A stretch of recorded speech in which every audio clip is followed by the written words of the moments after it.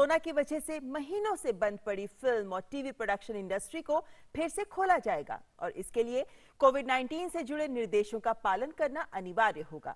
सूचना और प्रसारण मंत्रालय ने इससे जुड़ी एसओपी रविवार को जारी की है और इस अहम मुद्दे पर हम करेंगे आज न्यूज नाइट में चर्चा।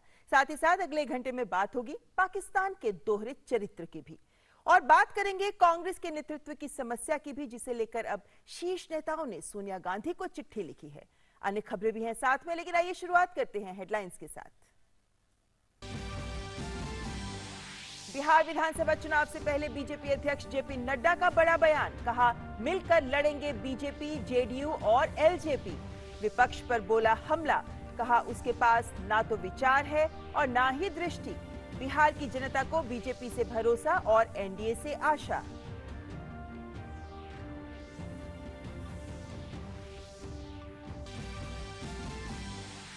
लगातार मिली चुनावी हार के बाद कांग्रेस में जारी है घमासान।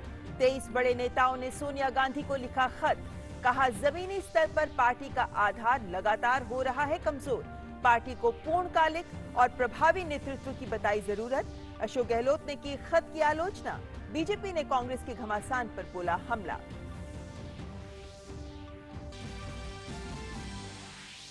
उत्तर प्रदेश के बलरामपुर में आईएस आतंकी अबू यूसुफ के घर छापेमारी। यूसुफ के घर से बारूदी सामान, आत्मघाती हमलों में इस्तेमाल होने वाले विस्फोटक से भरा जैकेट बरामद। पुलिस ने 4 लोगों को हिरासत में लिया। दिल्ली से हुई थी अबू यूसुफ की गिरफ्तारी।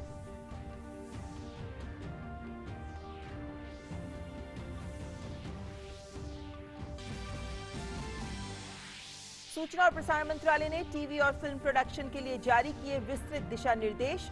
शूटिंग के समय मास्क और सैनिटाइजर के साथ ही सोशल डिस्टेंसिंग बनाए रखना जरूरी। सभी प्रवेश द्वारों पर थर्मल स्क्रीनिंग और कार्य क्षेत्र में समय समय पर सैनिटाइजेशन का भी सेट पर दर्शकों को आने की नहीं होगी अनुमति।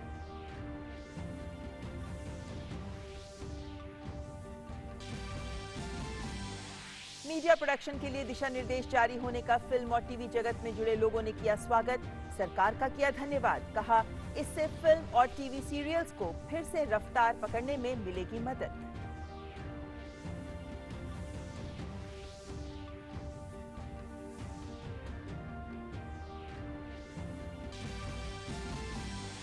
कोविड-19 महामारी से ठीक होने वालों की दर बढ़कर हुई 75% के करीब। अब तक देश में 22,80,000 से ज्यादा कोविड रोगी हुए स्वस्थ। मृत्यु दर और गिरकर हुई 1.86%।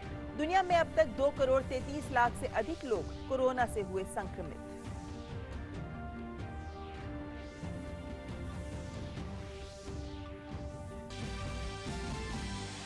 बिहार में बाढ़ की स्थिति गंभीर। 16 जिलों के 83 लाख से ज्यादा लोग बाढ़ से प्रभावित। उत्तर प्रदेश में बाढ़ प्रभावितों की मदद के लिए योगी सरकार सक्रिय। गुजरात, मध्य प्रदेश समेत कई राज्यों में बारिश का अलर्ट।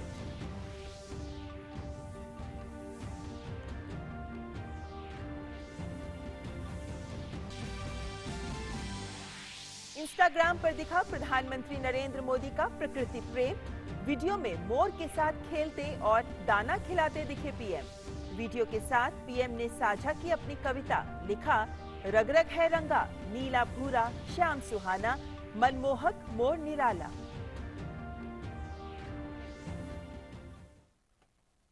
आइए देखते हैं खबरें विस्तार से। बिहार विधानसभा चुनाव के मद्देनजर बीजेपी ने वीडियो कॉन्फ्रेंसिंग के जरिए बिहार बीजेपी कार्य समिति की बैठक में चुनाव की तैयारियों का जायजा लिया। समापन भाषण में बीजेपी अध्यक्ष ने साफ कर दिया कि बीजेपी, जदयू और लोजपा तीनों मिलकर चुनाव लड़ेंगे। बीजेपी कार्य समिति की बैठक में दिल्ली से जेपी नड्डा के साथ जहां केंद्रीय मंत्री रविशंकर प्रसाद, गिरिराज सिंह, नित्यानंद राय, आरके सिंह और अश्विनी चौबे भी मौजूद रहे, वहीं पटना से प्रदेश अध्यक्ष डॉक्टर संजय जायसवाल, बिहार बीजेपी के संगठन प्रभारी भूपेंद्र यादव, बिहार के उप मुख्यमंत्री सुशील मोदी, प्रेम कुमार समेत अनेक नेताओं ने हिस्सा लिया।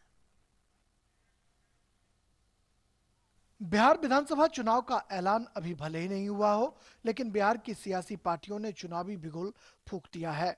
खासकर राज्य की सत्ताधारी एनडीए के घटक दलों ने वर्चुअल रैलियों और बैठकों के जरिए कार्यकर्ताओं को चुनाव के लिए मानसिक रूप से तैयार रहने के लिए गतिविधियां तेज कर दी हैं। इसी कड़ी में बीजेपी ने वीडियो कॉन्फ्रेंसिंग के जरिए बिहार बीजेपी की प्रदेश कार्य समिति की बैठक बुलाई, जिसमें नेताओं और कार्यकर्ताओं के बीच चुनाव की रणनीति को लेकर रायशुमारी की गई। 2 दिनों तक चली कार्य समिति की बैठक के समापन के मौके पर बीजेपी अध्यक्ष जेपी नड्डा दिल्ली से वीडियो कॉन्फ्रेंसिंग के जरिए कार्यकर्ताओं से रूबरू हुए। इस मौके पर बीजेपी अध्यक्ष ने साफ कर दिया कि बिहार में बीजेपी, जेडीयू और लोजपा तीनों मिलकर चुनाव लड़ेंगे। भारतीय जनता पार्टी, जनता दल यूनाइटेड और इसके साथ साथ लोक जनशक्ति पार्टी सब मिलकर के चुनाव लड़ेंगे और यशस्वी होंगे। बीजेपी अध्यक्ष ने कार्यकर्ताओं से कहा कि बाढ़ की विभीषिका और कोरोना की चुनौतियों के बीच बिहार चुनाव में बीजेपी कार्यकर्ताओं की बड़ी जिम्मेदारी होगी। बीजेपी अध्यक्ष ने कार्यकर्ताओं को टिप्स भी दिए और कहा कि लॉकडाउन में केंद्र सरकार द्वारा किए गए कार्य को जनता के बीच ले जाने की हमारी कोशिश होनी चाहिए। बहुत किस्म की चैलेंजेस हैं। हम कोविड से लड़ करके हटे हैं, बाढ़ से हम लड़ रहे हैं, आगे चल करके चुनाव आएगा, अपनी जान की भी व्यवस्था करनी है। कोविड का संक्रमण इस साल के अंत तक तो रहने वाला ही है, यह मान करके चले। अपनी रक्षा भी करनी है और रक्षा करने के साथ साथ राजनीतिक मुद्दों को जनता तक पहुंचाना है, यह हमारी कोशिश होनी चाहिए। पिछले कुछ एक महीनों से जेडीयू और लोजपा के बीच सीटों के तालमेल को लेकर रस्साकशी चल रही थी, जिससे राजनीतिक गलियारे में अनेक तरह के कयास लगाए जा रहे थे। लेकिन बीजेपी अध्यक्ष के बयान के बाद अब स्थिति सामान्य होने के संकेत मिल सकते हैं। और बात कांग्रेस की करते हैं। सोमवार को कांग्रेस सीडब्ल्यूसी की होने वाली बैठक से पहले कांग्रेस में वो मुद्दा एक बार फिर गर्मा गया है जिस पर अमूमन सवाल उठते रहे हैं, और वो है कांग्रेस में नेतृत्व का मुद्दा। कांग्रेस के 23 वरिष्ठ नेताओं ने सोनिया गांधी को पत्र लिखकर इस मुद्दे को उठाते हुए शीर्ष नेतृत्व के स्तर पर खालीपन पर चिंता जताते हुए कुछ अहम बातों की मांग की है।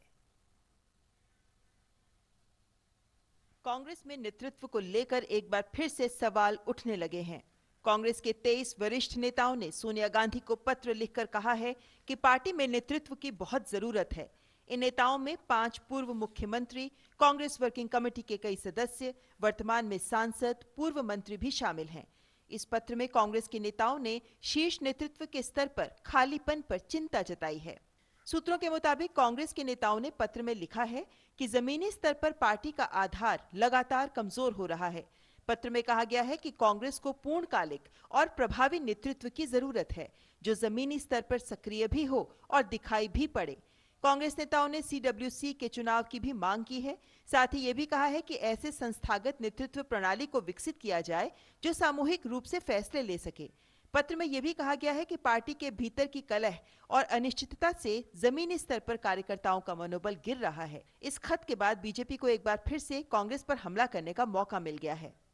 भारतीय जनता पार्टी आप देखते हैं 3 साल में अध्यक्ष बदल जाता है, फिर बाद में नेहरू जी अध्यक्ष, उसके बाद इंदिरा जी अध्यक्ष, उसके बाद राजीव जी अध्यक्ष, उसके बाद सोनिया जी अध्यक्ष, उसके बाद राहुल जी अध्यक्ष, और राहुल ने छोड़ी तो फिर सोनिया अध्यक्ष। अहमद की टोपी, मोहम्मद के सिर, मोहम्मद की टोपी, अहमद के सिर, और बाकी कांग्रेस हो गई अनाथ।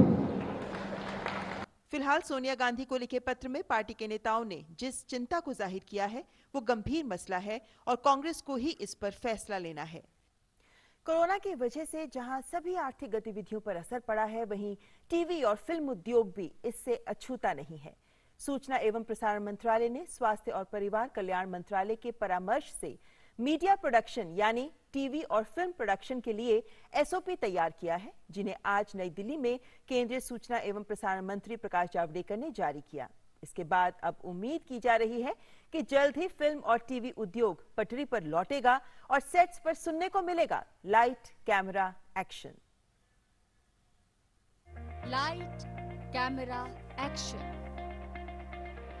कोरोना काल में लॉकडाउन और उसके बाद अनलॉक की प्रक्रिया में देश भर में फिल्मों और टेलीविजन धारावाहिकों के निर्माण की प्रक्रिया थम गई थी, लेकिन जिंदगी पटरी पर आ रही है तो फिर से सब कुछ सामान्य हो रहा है। देश भर में फिल्मों और टेलीविजन धारावाहिकों का निर्माण फिर से शुरू हो, इसके लिए सूचना प्रसारण मंत्रालय ने कमर कस ली है।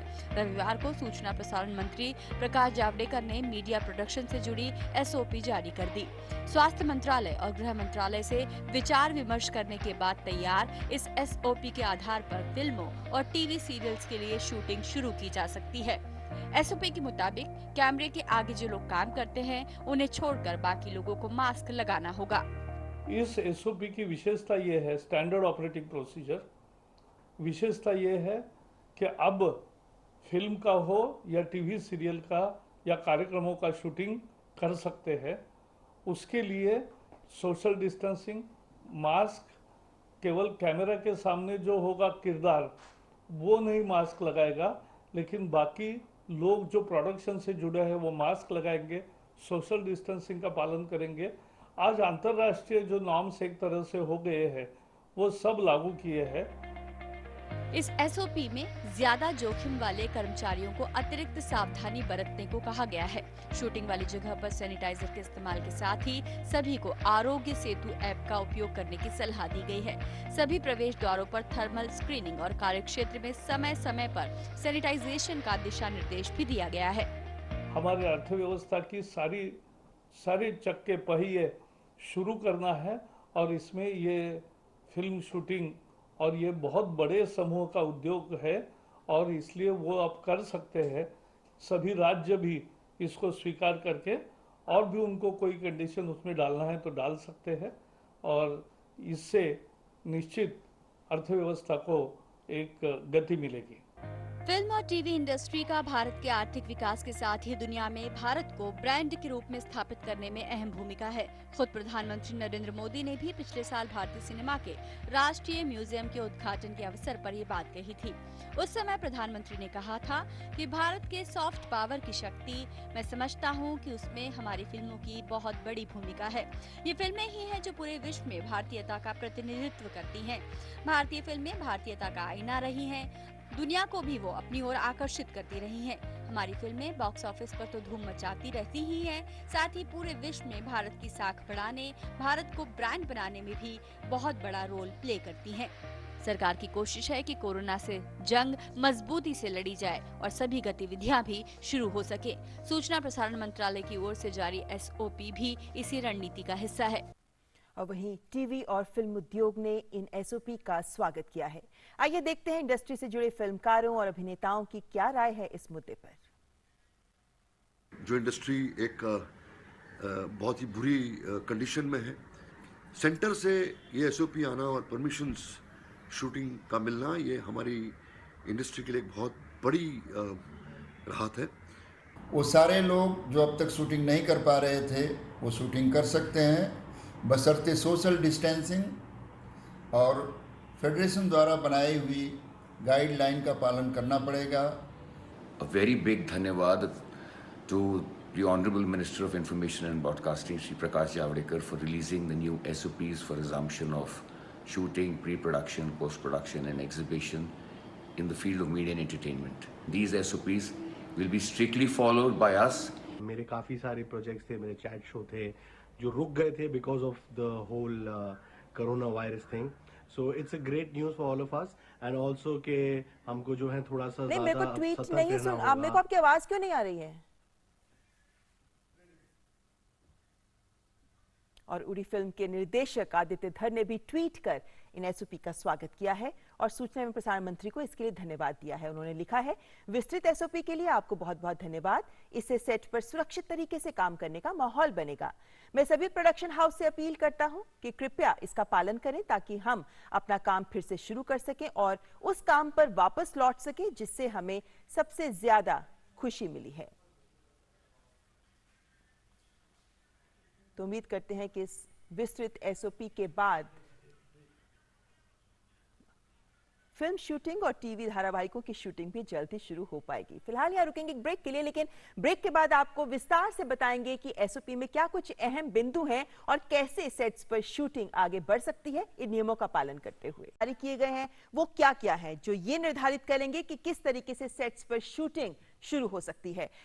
सामान्य सावधानियां जो बताई गई हैं वो वही है सामान्यतः जो कोरोना के चलते सभी को बोला जाता है, जैसे कि मास्क लगाएं जरूर और सैनिटाइजर्स का प्रयोग करें, लगातार हाथों को धोते रहें आप। ये जो तमाम एसओपीज हैं इनका पालन जो हम सब कर ही रहे हैं अपनी जिंदगी में, वही यहाँ पर भी दिखाए गए हैं कि जो सामान्य सावधानियां सबके लिए है वही सावधानियां यहाँ भी जरूर इनका फॉलो करना पड़ेगा। कार्यक्षेत्र में जो जितनी भी जगहें हैं वहां सब पर थर्मल स्क्रीनिंग भी होगी और साथ ही खुले में ना थूकें, ये एक नियम है जो सामने रखा गया है। और ये भी कहा गया है कि आरोग्य सेतु ऐप का प्रयोग जरूर करें।